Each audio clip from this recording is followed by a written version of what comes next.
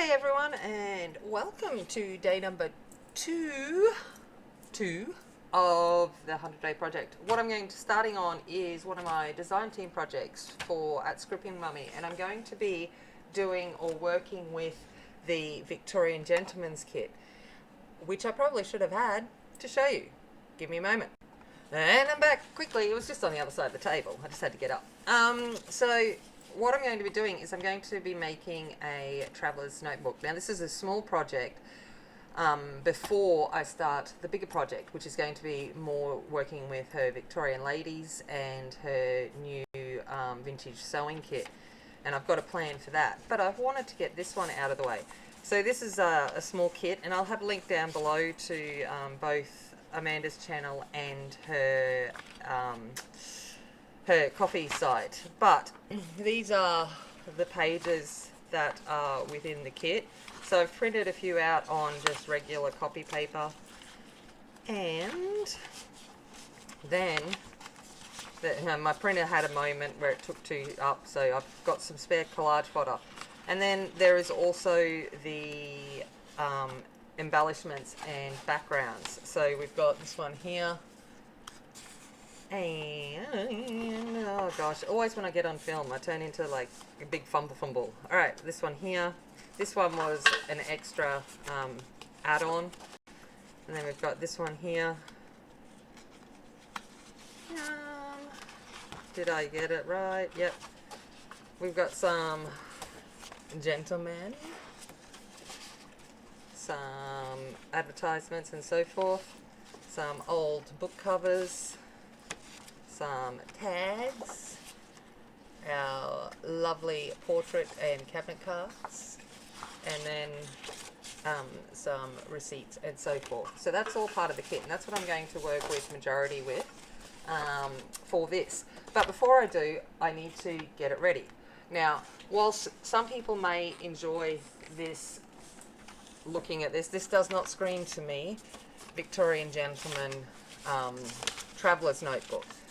It is, in fact, a traveller's wallet that I picked up at a thrift store, and I'm like, what can I do with this? So at the moment, it looks like this, and we are going to turn it into something vintage, hopefully. Let's see if this works. If it doesn't work, then you never saw the light of the day of this video. But we're going to work and try and turn this into something that looks more from the era. Now, this is faux leather, not real leather. It's kind of like a vinyl kind of feeling. And what we're going to use is some alcohol inks. Now, I'm going to be smart, and I'm going to put gloves on, because I have a tendency not to put gloves on and then look like I've killed Smurf, or in this case, who knows what I've been doing, because we're going to be working with some browns. It's not going to look good for anybody if I've got hands covered in brown stuff.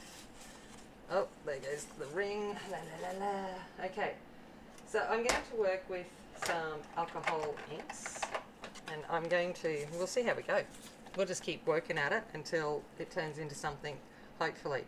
This is Ranger alcohol ink in teakwood. I'm just going to put some into here. Now, the reason why I'm using this is that it will absorb into the vinyl and it'll be permanent. Things like ink and stuff like that, probably not so much. So I'm going around with a sponge, and I'm just going to start and dabby,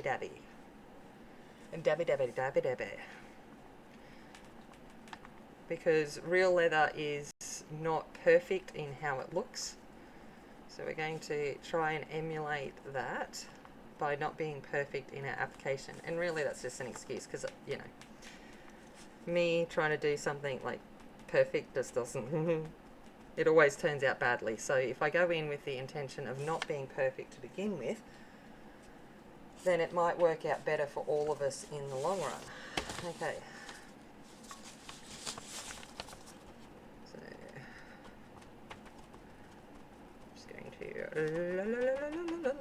it's like bounce, bounce, bounce, bounce, bounce, bounce.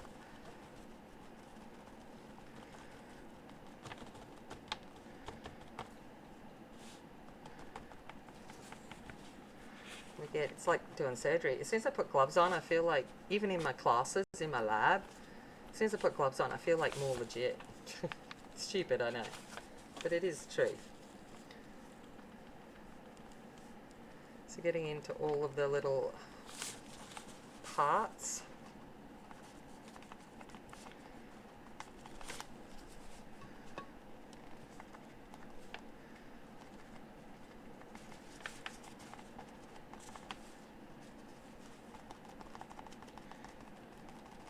La, la, la, la. So how's everyone doing? I just walked out in the backyard, and the kangaroos have decided that they're just gonna come and visit. So I've got the whole mob out in the backyard there, and then the kingfisher decided, he usually comes and says hello to me in the morning, but he was out there, I was sitting out there, and he's having a good old warble at me. And I'm like, yes, I know, I really do need to go to the store and get some meat, and I keep forgetting you. But it's always so cute, because it's on the banana tree right outside my bedroom door. And he comes and has a visit and tells me that I'm being, neglectful.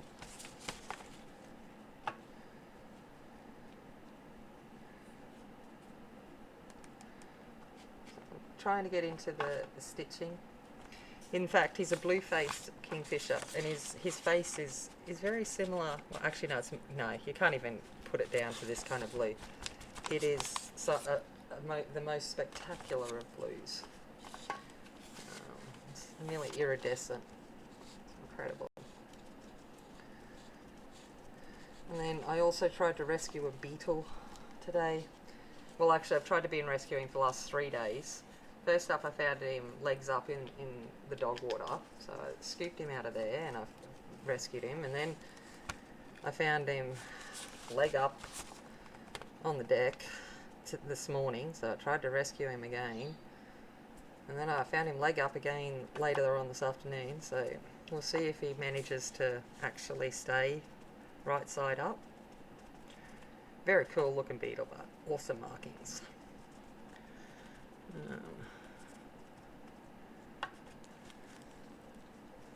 This was also where I'm wearing gloves, because I could use implements to help me with this, but fingers are the best tools. Even when painting, I'll sit there and I'll start out painting and I'll be like, yep, I'm gonna be good, I'm gonna stay clean, and I'm gonna work with brushes and whatever, and no.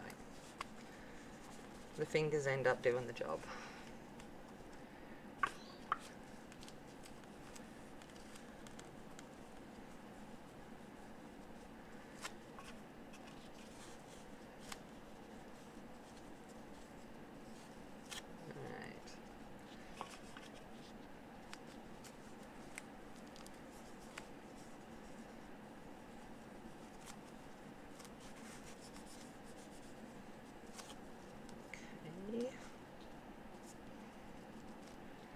So that's the outside, but then we've probably got to think about what we're going to do at the inside. And the first thing I want to do is get rid of this centre bit.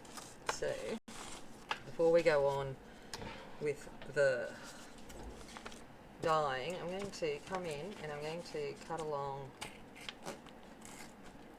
here and here.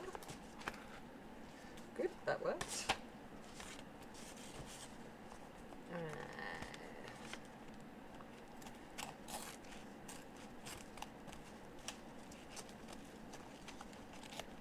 Here. And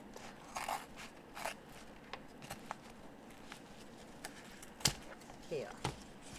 And now, oh, missed a bit.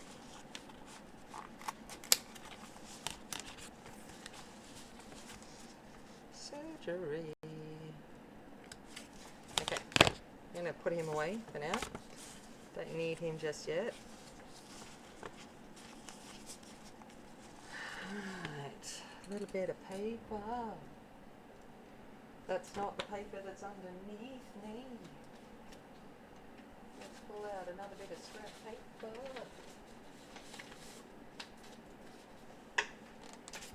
Now,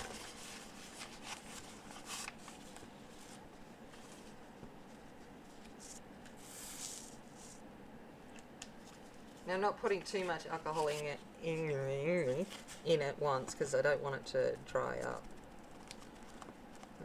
I'd rather just add a little bit as we need it than add the whole lot in one hit.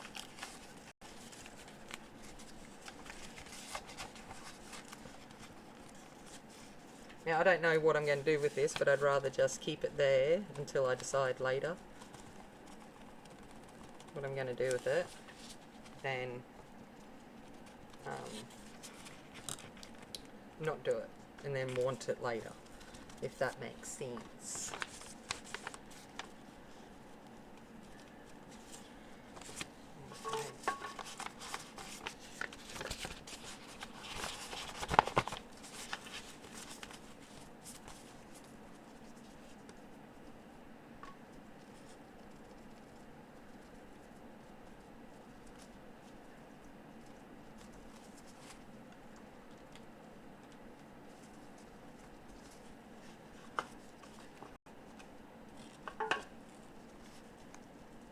You have to work quickly with these alcohol inks because they will evaporate off.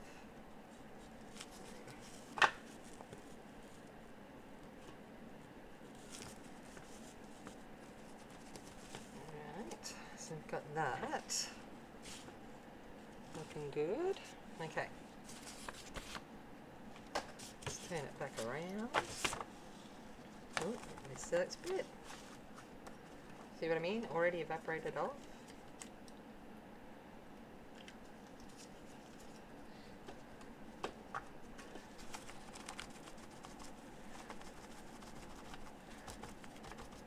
Okay, so we've used the teak wood.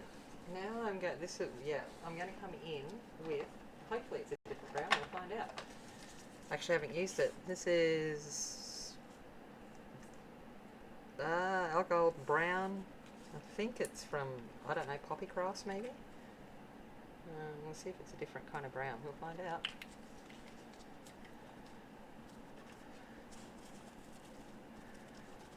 I'm just going to kind of splodgy that in different places.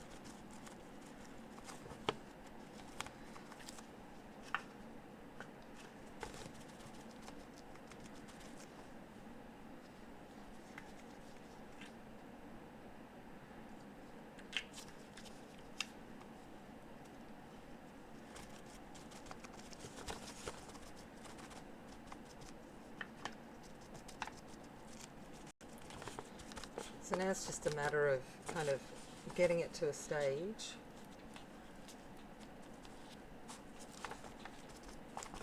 where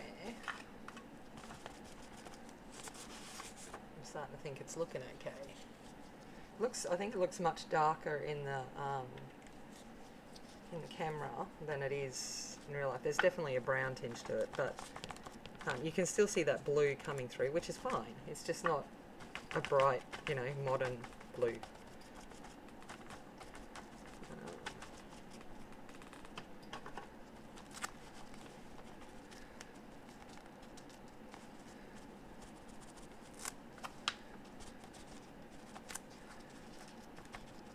You can even use Copics. If you've got Copics, they are alcohol ink, so you could use Copics for that. Copic refillers. I have used that before.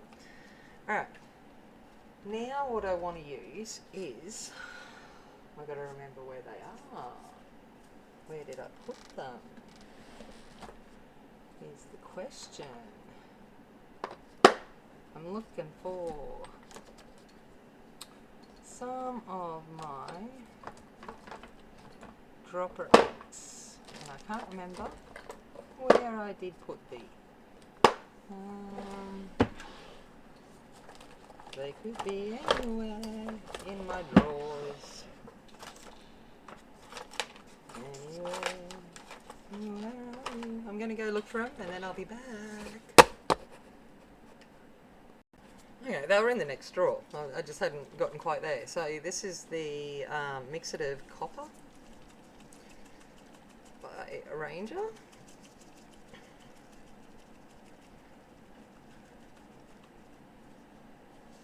You got to really shake these guys up because the metallic pigment will fall to the end, the bottom. Come on. And I haven't used them in a while, so. Oh, look at that beauty.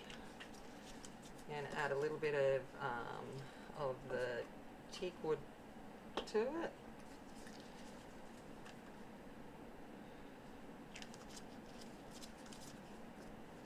And let's see how we go with this, just to give it a little bit of something.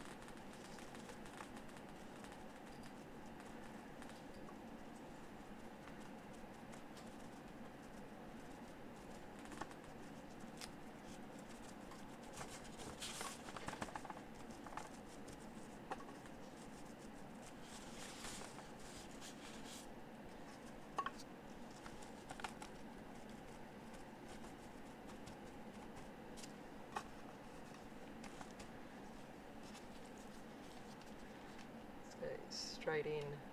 Come on. You can do better than that. There we go. There's the ball's nearly released.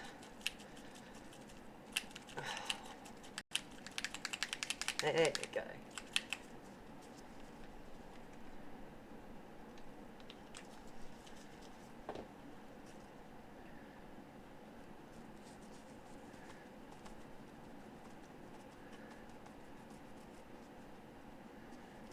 That's better.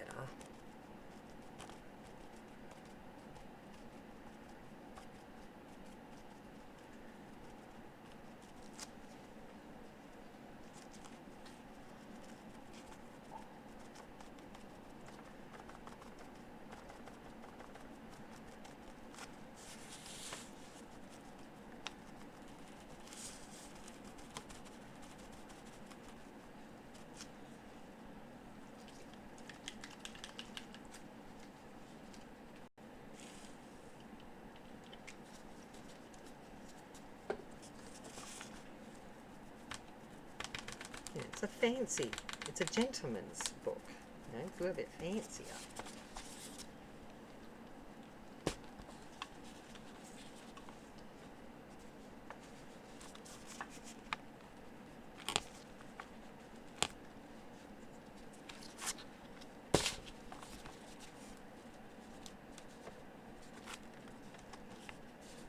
Like I said, I don't know what I'm going to do with this yet, but I'd rather have done it than not have done it. Okay.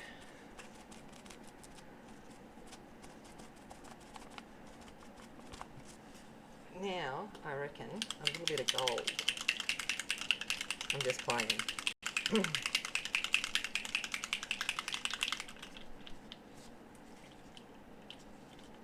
So this one is Champagne by Couture Creations. Oh, that's a nice colour. I like you. Let's see what you do.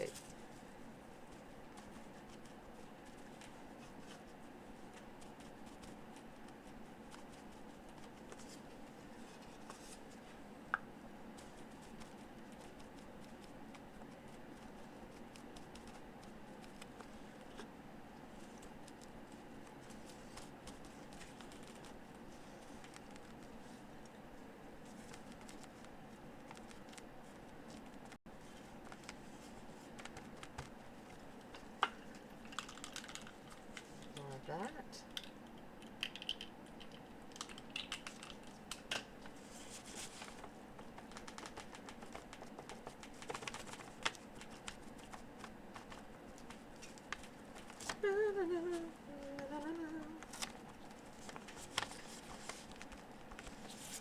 Oh, that's looking pretty cool.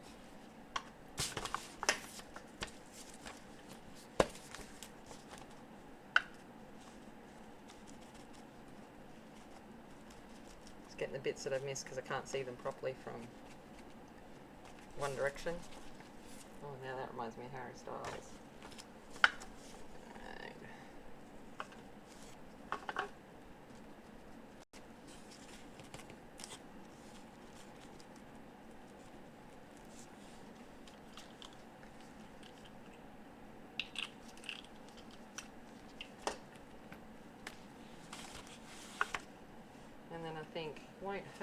do one last little bit of teak wood, maybe. We'll see. We'll do a little bit and see what happens.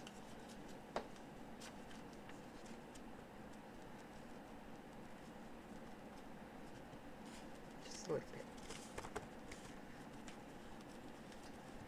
Allow us to bring it all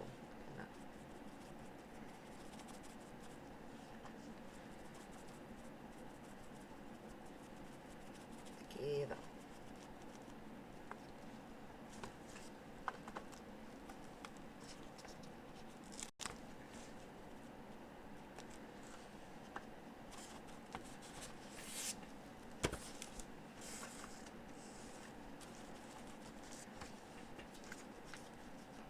Now obviously this is just me getting in preparation for this. You don't have to obviously do this, but it just gives you a bit of an idea of things that you can look out for that you might be able to repurpose into something other than what it was intentionally or was intended to be originally. So I'm just going in and making sure I've got like all of those bits.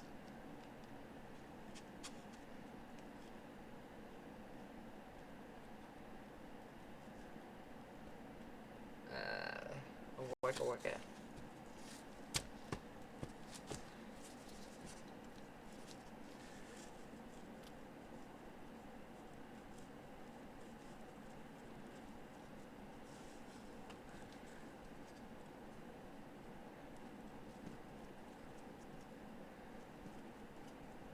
So what I'll probably do is I'm just going to let that sit for a second and dry, and then I might come in with the Copic and just get into those little crevices. But we've got a bit of something happening there that now no longer looks like that bright blue. It's starting to look a little bit more like a vintage notebook.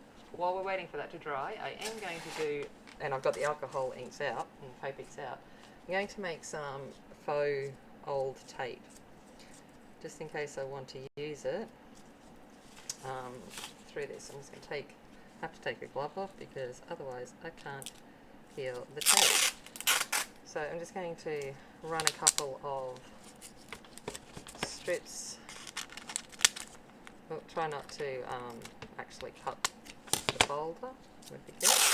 So this is just, you know, a typical display folder, but basically something plastic.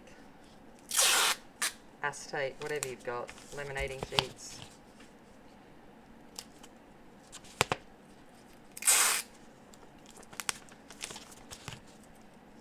Okay. I'm going to come in with yellow ochre. Oh, I love that squeaky sound of the Copic.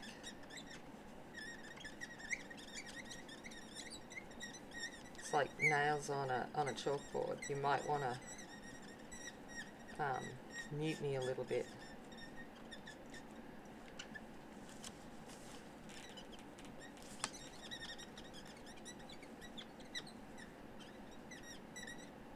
But this is a quick way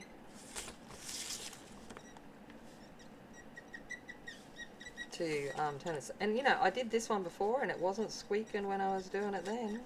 But no, it'll squeak now because I'm on film. And obviously when we put this into a journal, if we do, I'll use other glue to make sure that it sticks down properly. But I figured, let's do this one at the same time.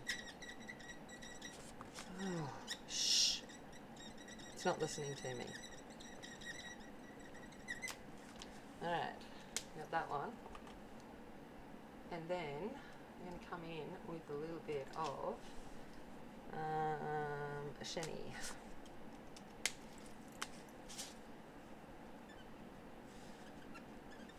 Because the yellow ochre's good, but it's just not quite brown enough. So I found this was a nice mix.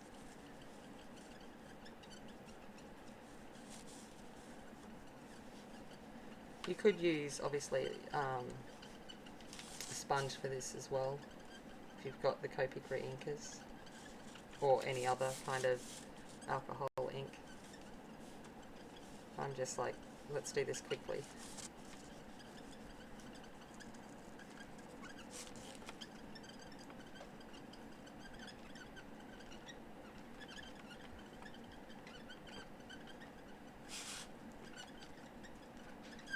Alright, and then we've got some yellowed sticky tape. So that can go off to the side to dry now. This has come back. It's feeling nice and dry. Feels really good. It's all absorbed in. Look, I've got gloves on and it went through the gloves. Why? Why do I bother? This is just how it is when I craft, honestly. I try to be clean and it still doesn't work. Okay, I'm going to come in with dark brown. Makes a lot of sense, doesn't it? And I'm just going to run that in those seams.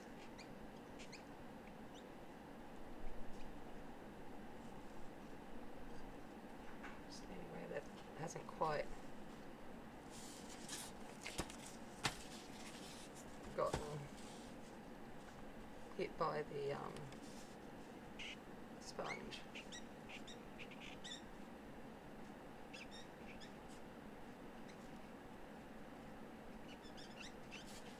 Okay. So that basically is a quick little activity that you can, well, event that you can do. I'm wondering what it'd look like with wax on it. So give me a moment and I will come back. Okay, so I'm back. I've got a little bit of shoe wax polish. Let's see what this does.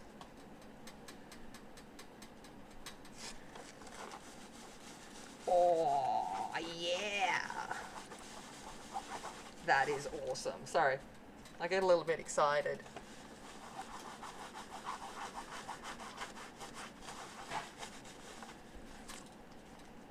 It's just bringing it together and making it look like vintage leather now. Taking away that shine of the alcohol inks.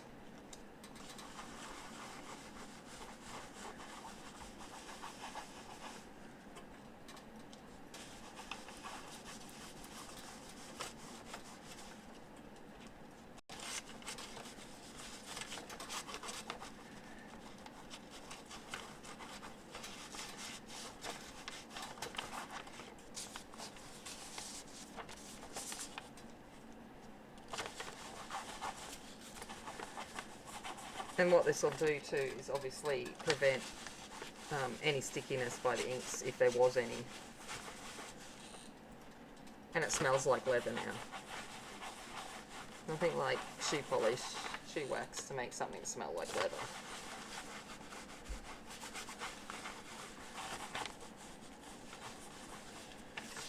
Alright.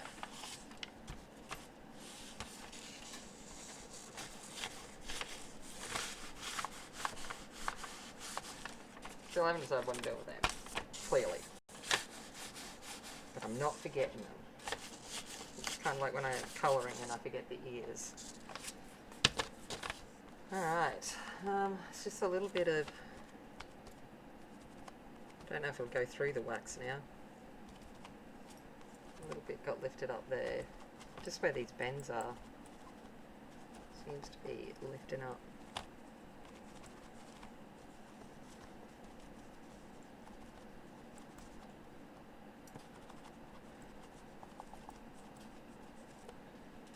Alright. What's that? Try.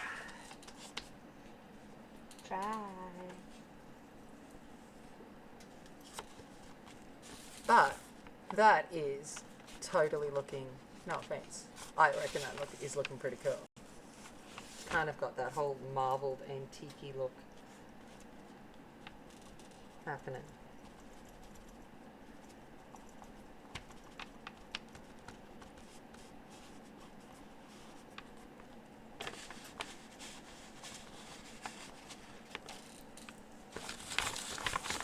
Just going to give it a quick little buff with a dry part of cloth. I think I've missed a bit there. Where's the waxy bit?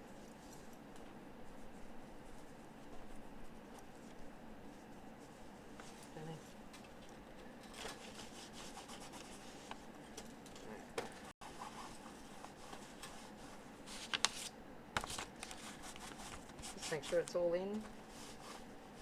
And I reckon we can call that in the fact that it now has a much more vintage kind of style to it, which I think is then going to be more in fitting with the continuation of this project.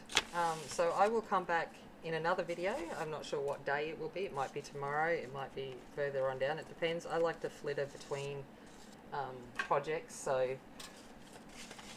that happens. I usually have a few projects on the go because it depends on how my brain's thinking and what it wants to focus on the day. But that is how it looks at the end of it. No longer looks like a obnoxious blue traveller's wallet, and we will eventually turn it into a traveller's notebook.